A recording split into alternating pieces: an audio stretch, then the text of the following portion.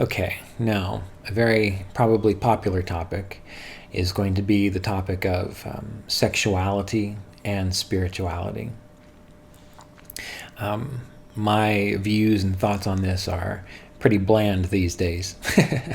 Maybe it's because I've gotten older and my hormones have calmed down a bit, but there is a culture of sexuality and spirituality that has this idea that you need to turn your sexual experiences into divine ecstasy. You explore your spirituality through divine ecstasy and really connecting with each other's chakras and sharing energy and circulating it together and merging your dualistic natures of masculine and feminine or whatever it might be, so that you have a wonderful experience of supreme bliss and divine consciousness. Well, I hate to break it to you, but sexuality, for the most part, it's for procreation, having babies. It can be for recreation, which is fun and enjoyable, especially if you have a partner that you're compatible with in that regard. But to take sexuality and to turn it into a type of cult or something of that nature, what that really does is it's feeding upon people's their desires that they are not able to control or understand. Personally, as far as I'm concerned, if you get right down to it, sexuality is just as spiritual as defecating, as eating, as breathing. They're just natural biological processes. And you can take one and you can turn it into some kind of fetish. Right, and you can see that with these things that I've just mentioned: eating, defecation, breathing, whatever it might be. You can turn it into something greater than what it is. And on some levels, that's helpful because it's kind of getting you to turn everything into a spiritual experience or something positive. But what you're going to find is that people who are exploring sexuality and spirituality, that's really just an excuse to allow them to make it okay to be fixated on their first and second chakras, to be fixated on their sexual organs. Now, there's a whole culture out there. That's why we have sex therapists. So if we did not have this kind of issue, sex therapists would be out of a job, so we don't want to put them out of a job. But there's a whole culture out there which is indulging in their senses and their desires because they don't know how to control those senses and those desires. I'm sure somewhere on this planet there might actually be a master who can give you a samadhi experience through a sexual encounter.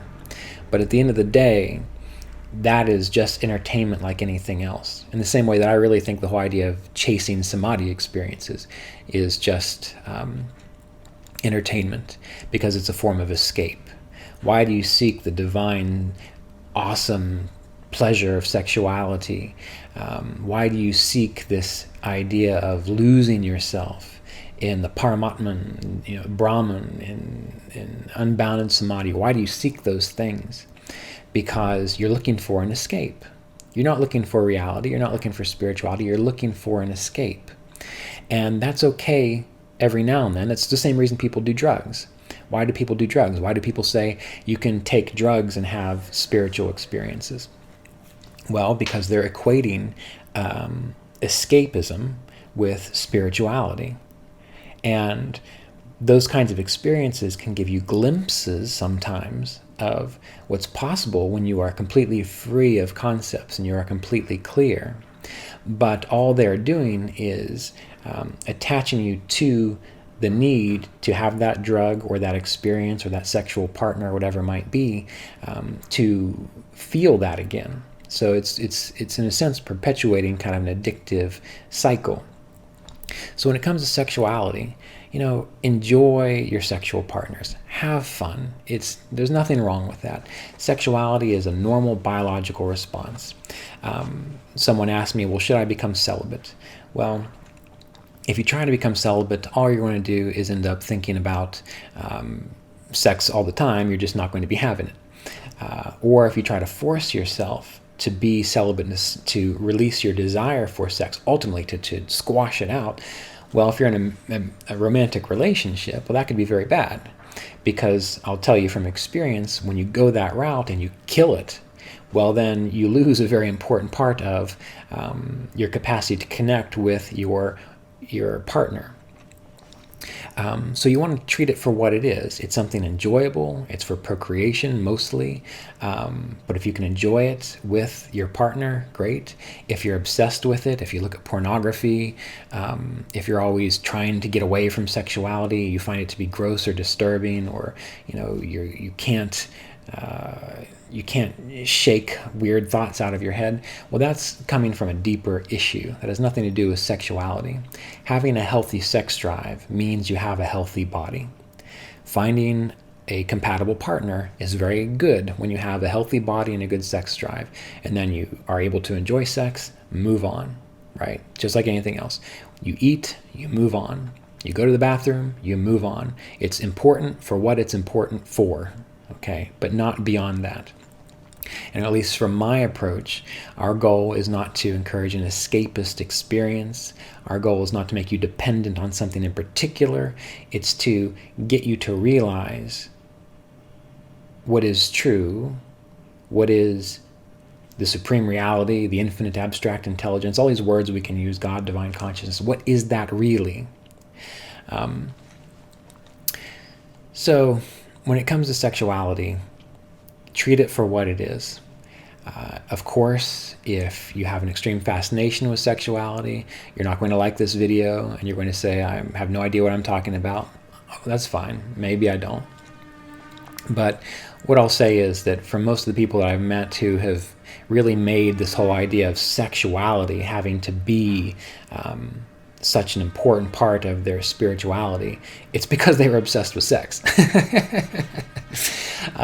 So remember, within the Yoga Sutras, you're working out, pacifying your aversions and compulsions, your obsessions, your aversions, and your compulsions. If you have the opportunity for a sexual encounter and everyone's on board and it's healthy and it's perfectly fine, well, enjoy yourself. Otherwise, you might want to consider why you make it into such a big deal. And usually, it's because of a deeply psychological disturbance from childhood. I hate to get all Freud on you, but that's my perception. Working with people, talking with a lot of people, and hearing about their early childhood experiences and then seeing how they live their lives and things of this nature, there is a correlation there. So maybe sex therapy is really needing to be about just psychotherapy in general. All right, and I'm sure they're intimately related. But at the end of the day, as a human being, if you're not 16 through 25, well, to be obsessed with sex is another distraction for you. As you mature, it's just like anything else. You treat it like the fine, beautiful thing that it can be, but you are not fixated on it. So personally, the summary of all this is that if you like sex, great, no problem. Do you have to be celibate? No. Should you sleep around with all kinds of people? Probably not. That's not good for your health. That's also not good for your energetic health. Everyone that you connect with in that way, you become linked to. That's why in the olden days, marriage wasn't, you showed up before the priest at the altar and said your vows and gave your rings. Anyone you had sex with, you were married to. So you become energetically, karmically linked to that person. Now you can remove that karmic and energetic link, but it's extremely hard. And to find someone who can do it for you, and you even try and do it for yourself, is not easy. So you want to be cautious when it comes to sexuality. Enjoy it. Keep it a sacred thing if you want, but don't make it a something you fixate on for your spirituality. Find a partner that enjoys you, you enjoy them, you're both safe and loving together. That's fine. But in the long term, bigger picture of things, the more partners you have, the more karma you're getting enmeshed in. And the more you got to detach yourself from that in some way. So it makes it a little bit harder. So anyway, these are just some thoughts to bear in mind. And really, just don't make it into anything bigger than it needs to be. And realize that having a sex drive is healthy. It's perfectly normal. All right. It's what you do with it that becomes the problem. All right. So these are some thoughts on spirituality and sexuality. Realize that other people are going to have radically different views on this, and those are probably going to be the people that have a strong attachment and affinity for sexuality. I think sexuality is a wonderful and beautiful thing if you are able to share it with a partner that shares similar interests and tastes, and you just feel comfortable and you love each other very deeply. But beyond that, it can become a distraction. So, number one, if you have a healthy body and a good sex drive, well, if you need to find a partner that you can share that kind of intimacy with. I would avoid trying to be serial about it. I mean, going from one partner to the next, trying to look for the next best person, because that's also a trap. Typically what happens there is then a person at the end of their life has been with so many people and been connected to so many different people that energetically they're really a mess. It's hard to shake that off. When really, if they would have focused on one person and thought, okay, this is where I am, this is where they are, how can we work this so that we are comfortable with each other and we can explore our sexuality in a very safe, mature fashion. And that can be you can be very passionate, and you can lose yourself in a very safe, mature relationship. Okay, so we have to remember that there's a big difference between being wild and being free. Always remember that. There's a very big difference between being wild and being free. And when it comes with sexuality, you want to be free in order to share that beautifully with someone else. But you don't want to be wild so that you're out of control and it's a distraction for you. And since sexuality is such a visceral, your lizard brain, the part of your brain that controls like those real instinctual behaviors, since it's such an instinctual thing, it's a very hard thing to talk about with people in a logical, rational fashion. And most people don't want to talk about it that way because they can't understand how you can have a mature, loving relationship with someone and still be free and still have that ecstasy of being with another individual. Because there's a childlike quality that people have, an instinctual childlike quality that people have. And I don't mean childlike in the innocent way. I mean in that they don't really take it, they're naive about it. They're naive about sexuality. So we want to avoid being naive about sexuality. And if you can't find a partner that's suitable to you, well, just wait, be patient. Or focus on something else. Go get a hobby, channel that energy. So when it comes to channeling sexual energy, it's about redirecting your attention from these consistent thoughts to something else. All right, that's how you channel your energy. And then you are able to use that energy to accomplish something great, or to focus on an area of life that is probably more specific to what your incarnation is about. Not everyone's meant to be sexual, all right? Some people are meant to explore work, career, hobbies, whatever it might be. And by redirecting your energy in that way, that gives you the capacity, the potential to access that. So you are a human being. You have a mind, a consciousness, a will. And if you are defined by, pulled by, compelled, you have compulsions towards sexuality, you got to get a hold on that. If you don't, then you're no more than an animal. And there's nothing wrong with animals. Animals are God too, right? But your role is to be a conscious human being. Your role is not to be at the whim of every hormone that floats through your brain, right? And most of sexuality is hormonal, meaning you see a beautiful girl, more than likely she's in a fertile period, and so she's emitting pheromones that make you think, I've got to, be with her. Believe it or not, that's how it works, all right? Pheromones, the chemistry, sexuality is a very physical thing, physical body thing. And the more you think you are your body, the more you are going to try to connect with people in that way. And the more you think you are your body, the less likely you are going to be able to experience higher states of consciousness, because to experience higher states of consciousness, you have to let go of the fact that you are your body. And that's scary. No one knows how to do that. But that's what meditation processes are for, to give you that capacity to maybe get a little glimpse of it so that you can go into it.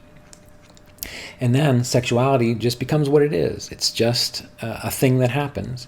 And you don't need it to experience joy or bliss, because you can close your eyes, you can go within, or you can experience the world as it is. And believe it or not, you might think I'm totally crazy, but you can feel that same bliss by being perfectly awake and aware to what is